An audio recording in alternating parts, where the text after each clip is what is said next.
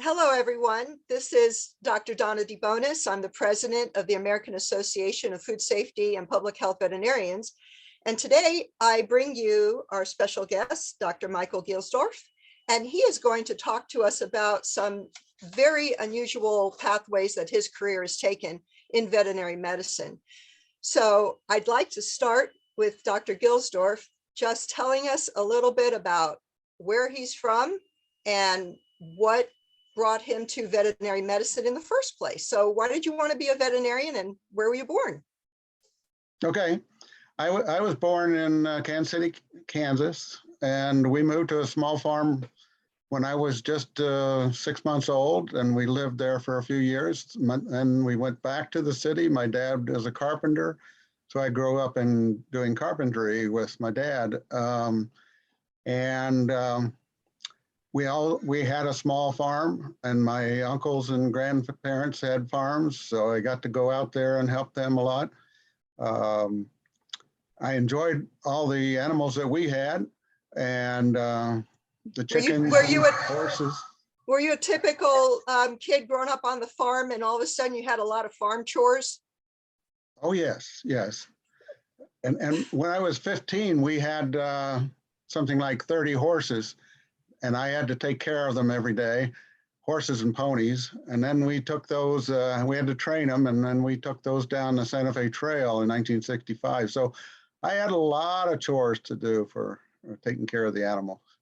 Oh, but boy. That's also got me exposed to veterinary medicine, because we had to have veterinarians there to take care of the animals, to vaccinate them and so forth. In fact, one time our cows got out, and they ate some grass they didn't want to or shouldn't have eaten, and they bloated. So we had to call the veterinarian out, and I wanted to watch what he was doing. So I climbed up in the hayloft to look through the cracks in the hayloft so I could watch him. And then the board broke, and I fell through, and I broke both arms. And then so the veterinarian. Oh my God! Yeah. Oh my the veterinarian God. had to work on me then.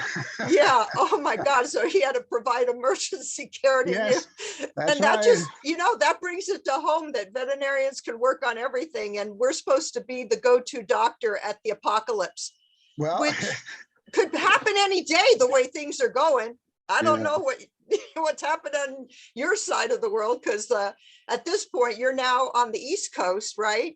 But yes. Here you were growing up and doing horse chores and cattle chores and poultry and what have you. And then it sounds like you're helping your dad maybe a little and learning about some construction and carpentry and so forth, which I learned about that. Yeah. Yeah. And then and I was going to go into construction, but my dad said, advised me not to. He said, no, you could do better things than this. And I'm not sure he was right, but I listened. And so I went to college, and I went for 2 years trying to figure out what I wanted to do. So I didn't go into college thinking I was going to be a veterinarian.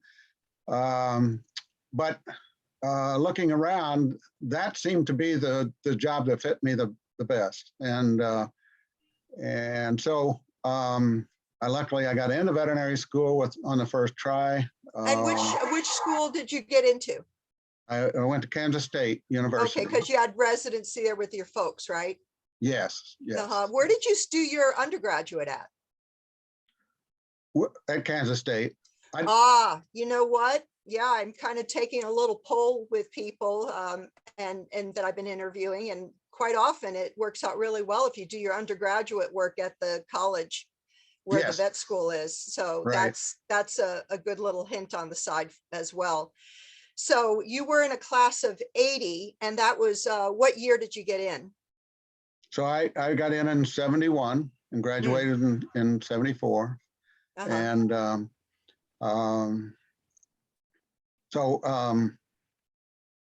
let's see, what I was going to say something about that, but yeah, there were over 800 applicants for the 80 positions in the vet school. Oh my gosh, weren't those the days? Yeah, I remember, when I was getting ready to interview and looking around and all my classmates from undergrad, and you're just kind of thinking, how can they choose? And you just know those other folks were smarter. And yeah, you're sitting there and it's like it's in that first year in vet school, it's a real topic of discussion, isn't it? Like, Oh, how yeah. did they choose me? Yeah, it's always amazing. So But we had a little bit more than 10% of our class at that time was female. And of course, that's changed dramatically since then. oh, right. Good point. Yeah, I was, I've been interviewing other veterinarians, and we did mention too that it was really a low percentage of women at that time. And of course, that was before affirmative action too. And also during a time when it was, when it really wasn't believed that women necessarily could handle, especially large animals. I know I got a lot of grief when I was in pre-vet. No, I'm serious. Well, And I was at Colorado State University with cowboys. Oh my goodness. It was like running a gauntlet every day about why are you on the pre-vet floor and yada, yada. So anyway, sounds like you wouldn't have given anybody any grief. Actually, we didn't give our girls, women, a hard time. Mhm. They worked just as hard as we did. So, and many of them did go into large animals. So, Yeah. and several of them went into federal service afterwards too. So how did you decide what to do after vet school? I know we pretty much are given mostly clinical stuff, and your career is so much more on the federal side and so on. So tell me about that. Okay, I did intend to go into equine small animal practice. That's what I wanted to do. I wanted to work on horses. I wanted to drive around the countryside and enjoy That's the life. the nature, yes. Drives and that sort of thing. But when I got out, I interviewed and was offered jobs doing that, but they didn't want to pay me anything, and I kind of starved during vet school. So but when I was in vet school in senior year, we had a veterinarian from the Department of Agriculture from the Animal Plant Health Inspection Service, which is called Aphis. And part of Aphis is the Veterinary Services, or VS,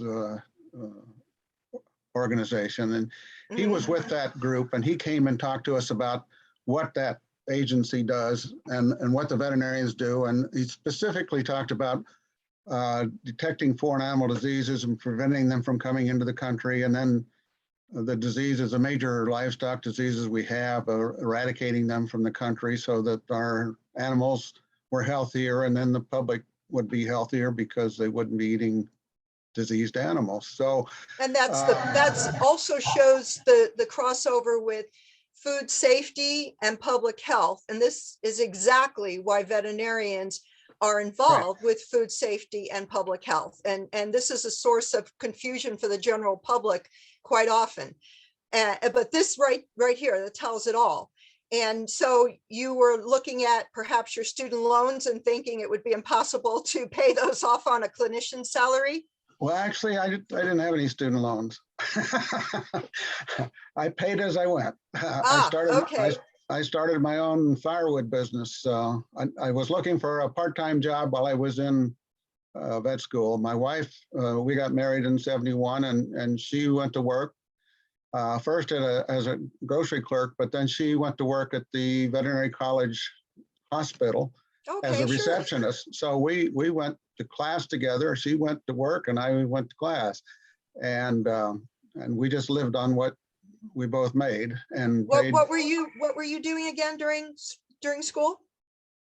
Well, I started my own firewood business. So firewood. Okay. I went out and cut firewood. I started with my classmates. There were three of us. We went together and bought an old pickup and a chainsaw and some axes and started cutting firewood. I went down the road looking for farms that wanted to get rid of their oak trees, and found a guy that said, you can have them all. And so I spent a lot of time out there cutting firewood and selling it, advertising. I even made bundles like you see in the grocery stores now. I started that back in '72 doing. Oh man, you should have trademarked that, right? But yeah, that is amazing. That is good, it's good exercise, I give you that, but for hard physical labor, you probably were glad to get up from the desk from studying and go and do something like that. Well, I enjoyed it. I did, but it was also, I needed a job that I could work when I needed, when I had time to work. I was not a good student in high school, and I was a much better student in college. Yeah. But I had to study hard. So Yeah, me too. I don't even understand how some of my classmates in vet school would be like, oh yeah, we got season pass ski tickets. You want to come? And like, nope, I have to study. Like I have to read the chapter 3 times. Yeah. So I'm with you there. Yeah. Yeah. So, oh my gosh, getting through school, and congratulations for doing it without any debt. I will point out to everyone here that that was a different time. Gosh, 40 some years ago, and the cost of getting through college was exponentially less than what it is today. correct. So without really getting into the whole aspect of student loans, move me into how you first started out in Aphis, and which, by the way, is a federal organization within the government. Go ahead. So, well, so I didn't, like I said, I was not going to make very much money with in clinical practice to start out. They just didn't want to pay new graduates very much. And fortunately that I knew about these job offers with Aphis Veterinary Services. And so I applied there, and I was started out getting a much larger salary, and the pay was okay at that time. As time went on, you kind of lose out, because in clinical practice you can make more money eventually. Mm-hmm. But I liked what I was doing. I was only going to do it temporarily. I just thought I'd do it until I could get my feet on the ground, and then I'd go into practice. But I thought what we were doing was more important. We were, like I said, getting rid of these diseases from livestock. We were making the whole livestock industry healthier, and therefore we were helping the whole country, keeping disease out of the animals, help reduce food costs. And so I just thought it was more important, and I enjoyed doing it. And in the 3 years that I worked in the field, I eliminated all the diseases that we were working on. Program diseases is what we call them. And that included tuberculosis and brucellosis and hog cholera and scrapie, different diseases like that. So probably most people don't even know, haven't even heard of those diseases, because right. It's one of those things where you may have heard it once in your life if you're just the general public, and certainly people didn't realize that it was an issue back then. And at this point, you did mention something about having to talk to farmers and so forth about testing their herds, and maybe you were met with a little opposition. What was that like? Yeah, as far as challenges and rewards, definitely the challenge was right off to the bat. You would go out to a farm, and they would be upset because the office had sent them a quarantine. They couldn't move any of their livestock. They couldn't sell them. They couldn't do anything until I talked to them, and we worked out a plan on what we were going to do. And of course, the quarantine was to protect everyone else for getting exposed to the disease, all the other animals, that is. And so I would go out there and talk with them. And usually after you explained everything to them, they settled down and they were okay. And then we would test their cattle, and if the cattle were negative, we released a quarantine and I went to another herd. If they were positive, then I'd be back there every 30 days. I would test all their cattle and our hogs or whatever we were working with at that time. And we would take the animals that reacted and take them to slaughter. It didn't bother the food or the meat, those diseases, except, well, tuberculosis does. So we didn't take the TB infected animals to slaughter. But so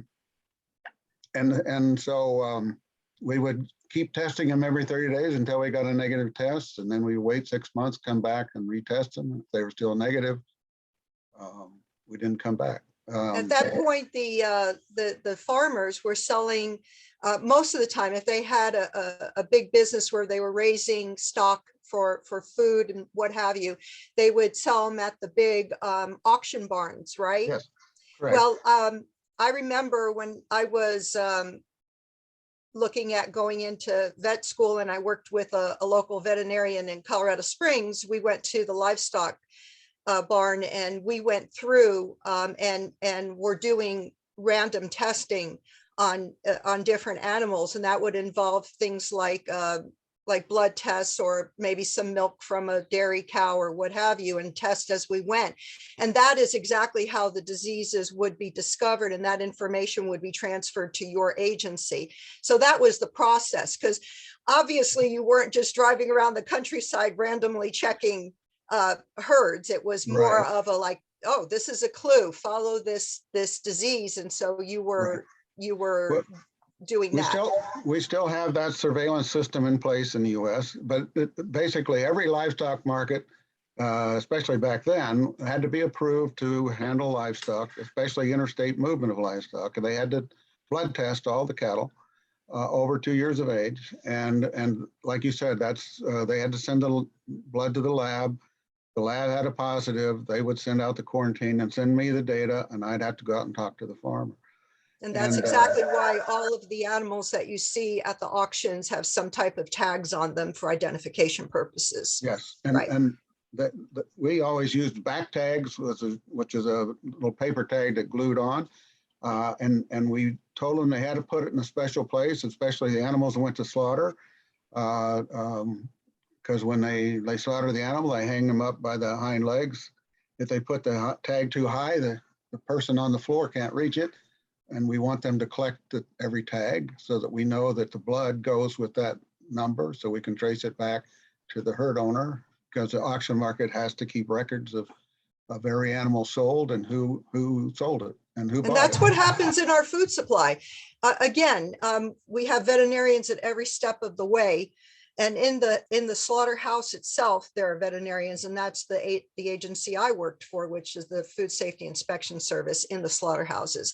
So let me advance you a little bit past your, I guess you were in that field services for about 3 years. Is that right? I worked for 3 years. Like I said, I eliminated those diseases in my section, which was just 13 counties. And then I wanted to do something else. So I applied for a position at our research position at our National Veterinary Services Lab in Ames, Iowa. I was selected, and then I was put in charge of this research project looking at how to improve the vaccination of adult cattle for brucellosis, which is an abortion disease of cattle and causes underlying fever in humans. Yeah, let me ask you then, when you said you went to work at the laboratory, now was that still within Aphis? Yes, it's all okay. So this was sort of like, in a way, a lateral. Okay, a lateral transfer. Okay, so Yeah, now we're looking at all the different places and things you could do within Aphis. Okay, go on. Well, and as we get into the rest of the things I've done in my career, most all of them were with Aphis, at least for the first 33 years. Wow. And, okay. And I did work, in order to get promoted, they advised us to try to get experience in different parts of the agency. So I purposely tried to do that in case I wanted to advance. I think the best job I had was the one in the field, because I got to just drive around, talk with farmers and work with them. Oh, that's the life. I agree. So when you were at the laboratory, it looks like that's when you were getting your degree, master's. You did your master's? Yes, at the same time, they offered to pay my education expenses, which I said, oh, that'd be great. So as soon as I started the research project and leading it and doing all the work there, I also started graduate school. So I was doing double duty. And to make it even worse, then the animal resources veterinarian at the lab died, and they asked me to take care of that job too. So I was doing 3 jobs at once. Oh my gosh. And Okay. I don't advise people to do that. But I was able to do it, and I got my degree. We finished our research project, which led to 2 more. And as a result of that, we found that if we used a reduced dose of the vaccine in adult animals, it would protect them, but it wouldn't cause abortions and all kinds of persistent titers that interfered with our diagnostic tests. You So mean the brucellosis one? For brucellosis. Sure. And And what's so interesting about that, folks, is that is, again, a disease that we can catch as people. And I remember being taught, be very careful handling the vaccine itself when yes, when you were getting ready to vaccinate the cattle. Yeah. right. Mhm. If you inject your finger with the vaccine, you will probably get infected with the vaccine, which is less virulent than the field strain, but still causes problems. Yes. Yeah, exactly. And that was a big deal because veterinarians did suffer that in earlier years, in earlier times in the early 1900s. And brucellosis was really an issue because, again, it transfers to people, and veterinarians were number one being exposed to it because those were the sick cattle they were working on. So Well, move us on past. Oh, sorry, go ahead. One other thing, public health related, is that we noticed that as we decreased the amount of TB, tuberculosis, and brucellosis in the cattle population, it also came down in the human population. Oh, all righty. Yeah, that's huge. Yes. So that's again why we're Oh. not hearing about it, because of the very strong vaccination and eradication identification programs that were in the federal agency of Aphis. Excellent. Right. Thank you. Okay. So after Aphis, I'm sorry, after the laboratory, what did you do within Aphis? Because now you're up to just a few years and you're already moving all over the place. Did you actually have to move for your job? Oh, yes. We moved 6 times in the first 3 years we were married. And so we were tired of moving, but I took a administrative development training course, as I said, trying to make sure if I wanted to be promoted, I would. But that was probably a mistake because now I was being moved because I had done that. And yeah, sure. And so that I got moved twice. I got moved back to Kansas as the assistant veterinarian in charge of the whole state. And we worked with all kinds of diseases throughout the whole state. While I was doing that, I also was asked to act in the same type of position as veterinarian in charge in other states. So I went up to Montana and to North Dakota and other states, acting for a period of time while they tried to fill the position. And then they moved me to the headquarters staff in Hyattsville, Maryland, and I worked on the import-export staff. And they put me in charge of all imported animal products except for meat. So hides and intestines used for sausage casings and all those sorts of things, milk. I wound up rewriting the regulations for those, the import regulations, while I was on the staff. And that position was administrative, correct? Yes. Yeah, and that's interesting. I was talking to another veterinarian, and she told me that she was, I believe, in that position in charge of 10 field veterinarians, and that she did a lot of work from her home office at this point. Yeah. It was more of a telecommute at this point. And for you were, of course, at the agency working, correct? Correct. But you were in the office there. Now it's a work from home position. Yes. If I were still there, I would be working from home, which would have been wonderful, but we didn't do it back that way in the 80s and 90s. Right. so, but then a promotion potential came open while I was doing the import-export staff. So I applied and I got it. And I worked on the cattle diseases staff, working with TB and brucellosis again, but doing it at the headquarters level. Then the agency reorganized and they put me back on the export staff, and I was in charge of the export animals staff. And so there I was in charge of making sure that animals that we were sending to other countries were free of diseases and met all the requirements of the other country. So we had to work with the other country officials to make sure that we were doing everything they wanted, and that we would try to negotiate with them to reduce some testing requirements we thought were unnecessary, that sort of thing. Oh yeah, in fact, I can really understand that. I remember when I was working with clients near military bases, and we'd have to help them with their dogs and cats. And at one time I had to help somebody move her horses to Hawaii. It was months of preparation with getting that done on a clinical level. I cannot even believe, on the export for food animal level, that's a gargantuan task. Yes, we were shipping boatloads of cattle to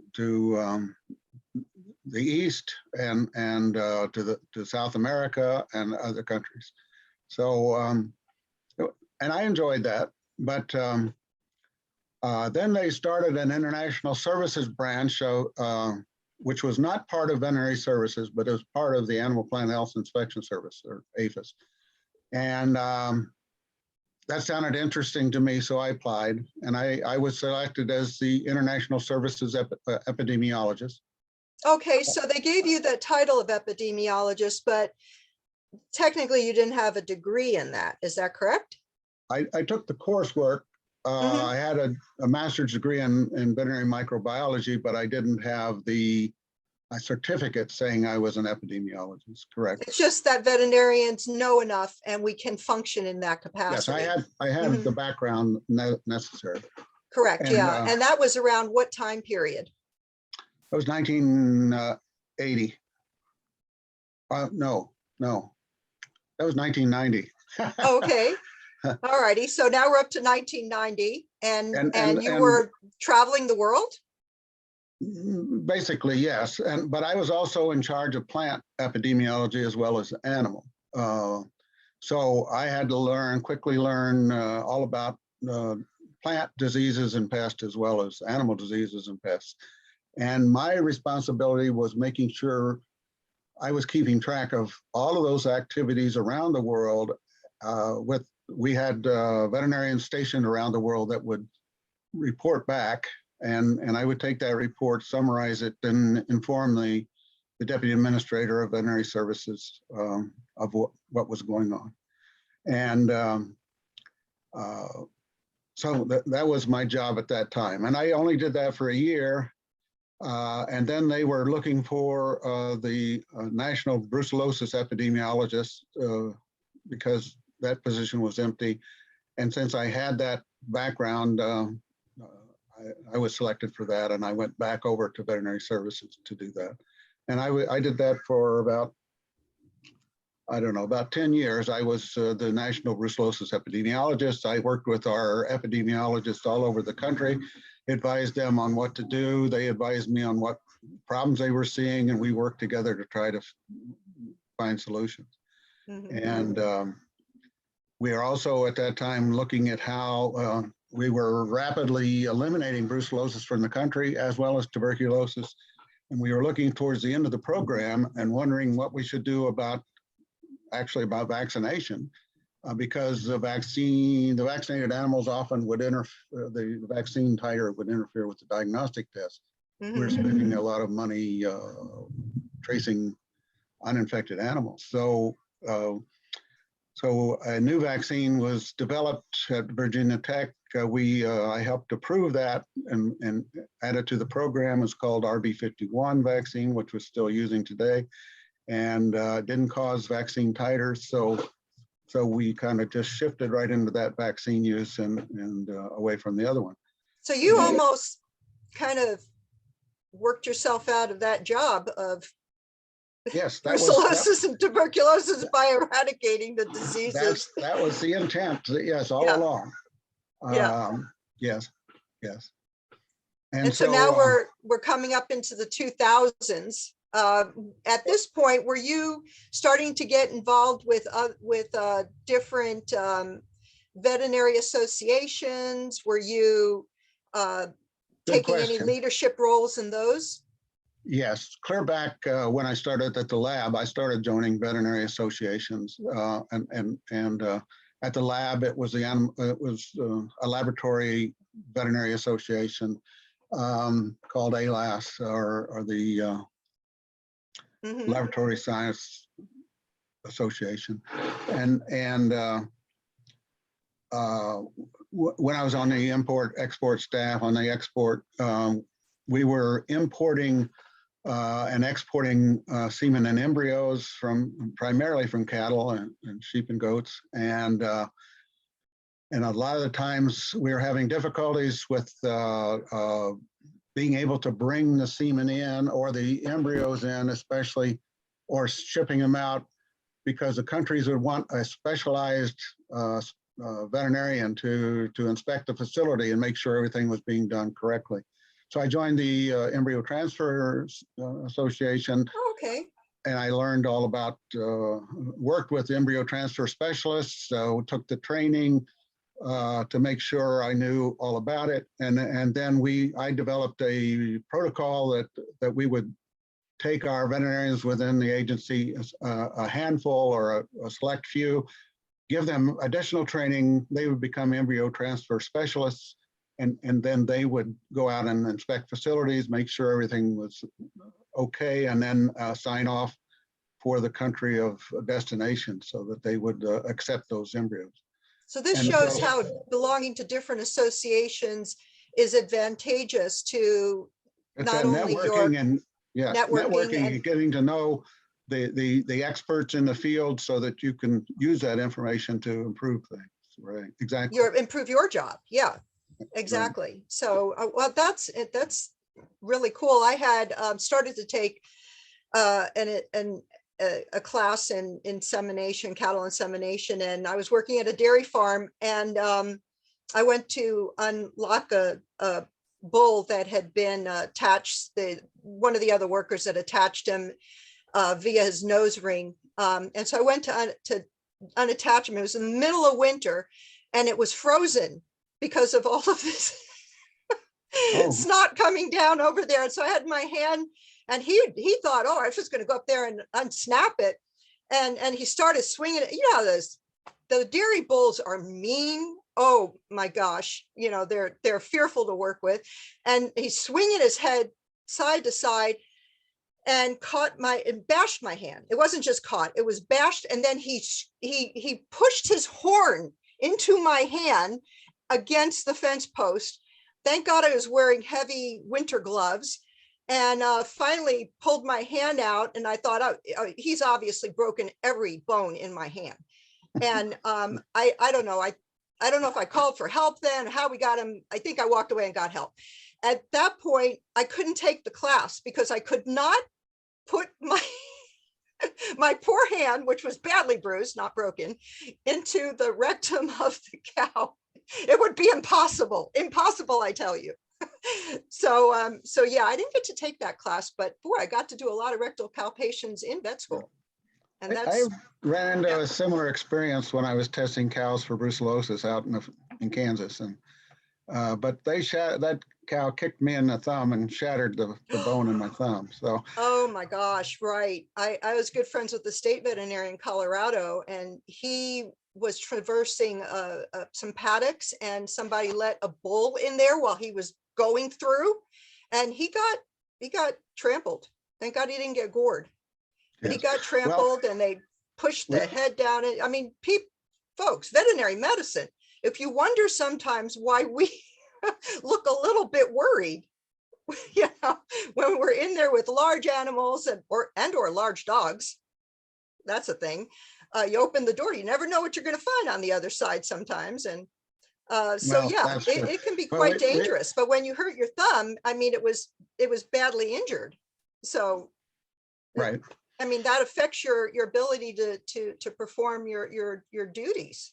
Yeah, it was a long story I could tell you, but we won't go into it here. But we don't want to scare everyone. No, that's into true. We don't want to do that. Okay, yeah, but have a little pity for your veterinarian. Okay, just go ahead.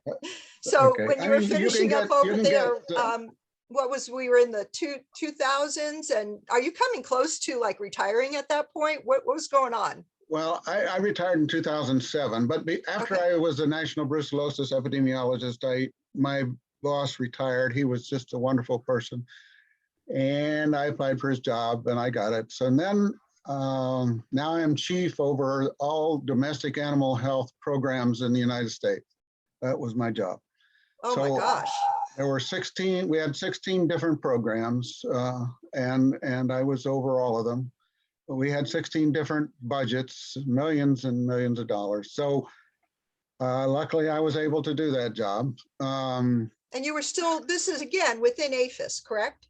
Still within Aphis Veterinary Services, yes. Mm-hmm. And so within the agency, there are just, as you can tell, there are lots of different positions you can go into. They're all interesting, they're all different, but they're all in the same agency. And then I retired in 2007 and I went to work. We didn't talk about the other association I had been a member of since the 90s, but that was the National Association of Federal Veterinarians. And I'd been on their board of directors. I felt that if I joined an association, I should get involved and do something, not just join it.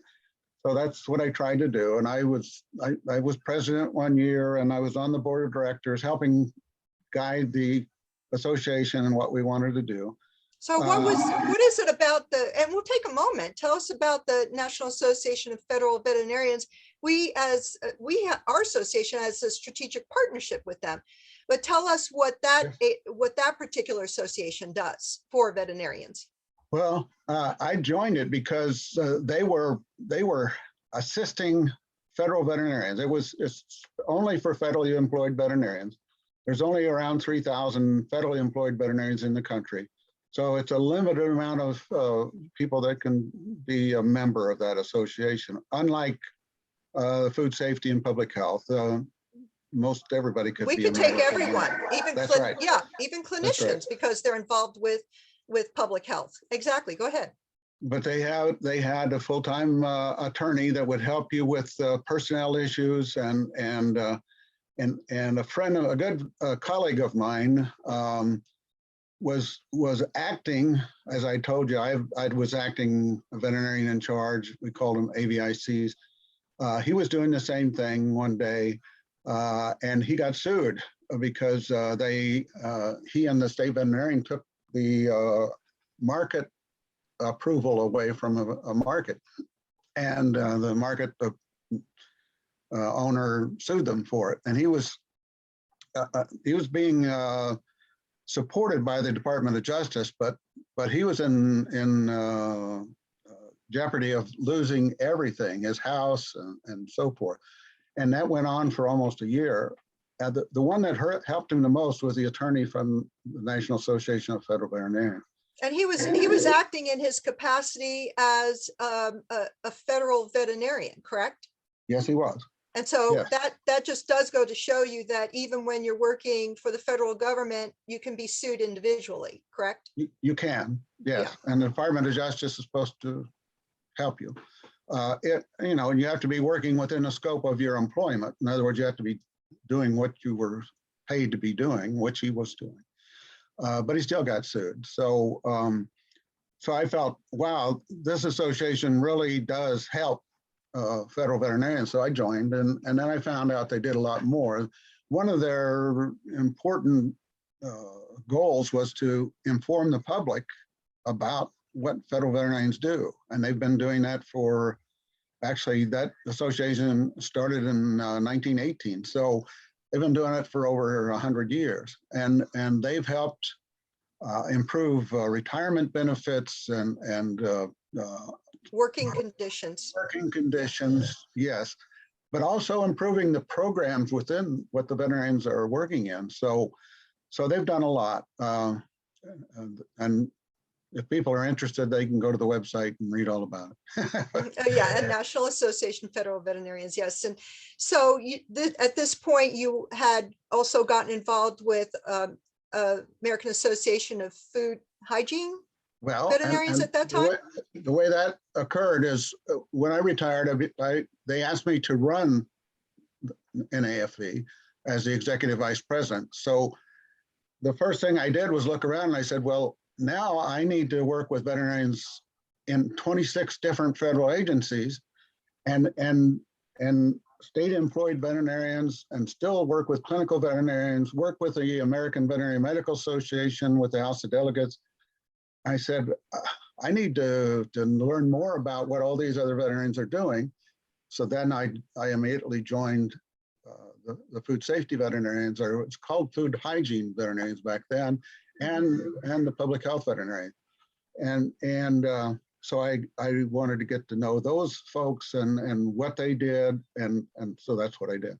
And that was during, and you were in on the transition when the two associations joined, the Yes. food hygiene and veterinarians and public health veterinarians. Yes, and you know, they had similar goals, and but their memberships were different. But it just seemed like a natural thing to go ahead and join, because it gave both associations more strength to accomplish their goals, their common goals. And so, how does that interact with the American Veterinary Association, and why is the AVMA important? Well, that's a good thing for people to know. The American Veterinary Medical Association develops policy for veterinary medicine across the country. And so it's not only the clinical veterinarians, but all the other veterinarians and all the other disciplines all join together at the AVMA at their House of Delegates twice a year, and they develop the protocols and the rules and regulations that veterinarians work with. The thing that is important about food safety and public health veterinarians and NAFV and the poultry veterinarians and the bovine veterinarians, equine veterinarians, so forth, there's at least 20 different groups of veterinarians that have their own specialties, but together they're able to interact and talk about the different ways these policies that are developed affect each part of veterinary medicine. And that is especially important for the food safety and public health vets. There's been many times that we've been able to inform the rest of the veterinary medicine about, well, if you do this with this policy, this is how it's going to affect public health or food safety or animal health in the regulatory nature. And they don't know that because they don't work in those areas. So so that's the important thing that we provide at the AVMA is that input and that interaction. And we do send delegates from our organization, American Association of Food Safety and Public Health Veterinarians. And we do have delegates that do serve in that capacity and go to the AVMA meetings to bring our body of experience and knowledge into that venue. Yes, and I've worked with the delegates from this association when I was with NAFE, because I was doing the same thing. So, and we work together on a lot of these things because we have common interests and common goals. So. Mm-hmm. And so at this point, you're retired, but helping out on an association level and started your own business? Yes, when I retired, I also started my own veterinary consulting business. I had all this knowledge that I gathered over the years, and I didn't want to waste it. And I noticed that most of the people that I had worked with were on TB and brucellosis eradication and hog cholera and pseudorabies eradication in swine and so forth were older than I was, and a lot of them were dying. And we had all this information. We were successful in doing these programs, but the rest of the world, well, there's a lot of countries that were also successful, but there's a lot of other countries that were not. So I thought, I'll try to work with them and see if we can pass on this knowledge to them, and they can help their and that's what you do in your business. And then meanwhile, all those in those years, you had taken the opportunity to contribute chapters to different books and textbooks, but you actually wrote your own manual. And if you'll tell us a little bit about that as we come to a conclusion, Okay. I'd love to hear about that book and exactly what does that involve. Okay. Well, I've written and stuff all of my life, but many years ago, because I had a knowledge of tuberculosis, Charles Stone from Iowa State University called me and said, hey, would you be a co-editor on this tuberculosis book, Tuberculosis in Animals and Man? And he says, also, we have another co-editor, which is Dr. James Steele, who's the father of veterinary public health. I said, well, sure, I'd love to do that. And so we did the second edition together, and then they did it as a collaboration. Congratulations. And so I learned how to do that, doing that. Then a third edition came along, and I didn't edit it, but well, actually I did. I just didn't get credit for it, but okay, which was fine. But I also contributed several chapters to the book. And when I retired, I said, well, you know, we've got all this information on how we eradicated the disease. I'll write a book that talks about how we eradicated the disease. And Dr. Valerie Reagan, who I'd worked with for many years, is now working at Virginia Tech with the veterinary students and helping them transition from public practice or private practice to public practice and so forth. So Valerie said, well, why don't we need a manual on how we eradicated brucellosis? Why don't you write that first? So that's so it was her fault, Dr. Reagan. It's her fault, yes. Yeah, I'm familiar with her, sure. So it took me 4 years, and I finished it last year, and I don't quite have it into the social media yet. I've got a friend that I work with that travels around the world, and he takes it with him, and he distributes the books for those that want them. But I am going to be getting that on the website. Yeah, and you have your own website for your business. I'll make sure I drop that into the show notes. And that's the information that when you sign into our channel and you see the description of what this particular episode is about, I'll have that information there about your website. And for now, people can contact you directly. I'll put your email there, and they could see about getting their own copy, because this episode can be heard worldwide as well on our podcast. And so I found that people do listen to the podcast, particularly from around the world. And I ask that everybody take the chance to subscribe to our YouTube channel and our podcast, and share it, like it. Let us know if there's any questions that you have, and I'm sure that Dr. Gilsdorf can answer those for you. Is there anything you'd like to tell us, perhaps in conclusion? When you look back on those many years of your career, and you're still productive now, you're highly involved with our association, and I really appreciate that, on the board of directors. And is there anything you'd like to say now in looking back that kind of sums up, or the thing you're most proud of? Well, to summarize it, I would say I never expected I would be doing any of these things when I went into veterinary school. So, so most likely you will not be doing what you thought you would be doing after you get out of vet school. A lot of people 100% do, but true. yes. Yeah. So, but embrace it and do the best you can, and you'll probably enjoy it. I've got to travel all over the world, and I never expected I would do that. But it was fun. I've got to do a lot of things. You kept And, your and eyes I, peeled for opportunities at every chance. That's yes. incredible. But You had, I think also veterinarians do so much for the public in this country and other countries as well. So we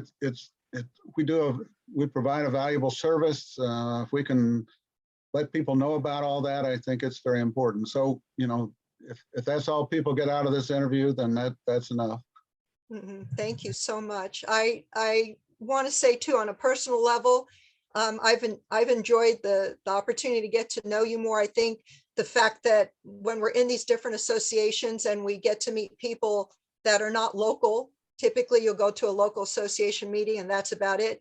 But these national organization meetings like ours, American Association of Food Safety and Public Health Veterinarians, means I get to meet people all around the country. And it's been really fantastic talking to you and learning more about what you do and what you've done. And again, I want to thank you for your time today. I had a really great time talking with you about these different opportunities and options in Aphis, which I personally had no idea about. So thank you so much. And okay, well, I hope people will realize that joining our association and ones like us is a great networking tool. And that's how we can, you know, we can help mentor people too if they're interested in talking with us. So. Oh, exactly.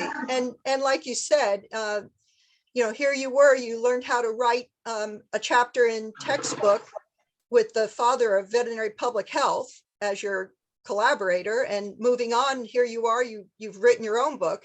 So for those people who are perhaps looking at doing something along those lines, is that something you would consider mentoring? Sure, if I can. Absolutely. Wonderful. Well, thank you again. Have a great Okay. rest of your day. Talk to you soon. All right, Bye. bye.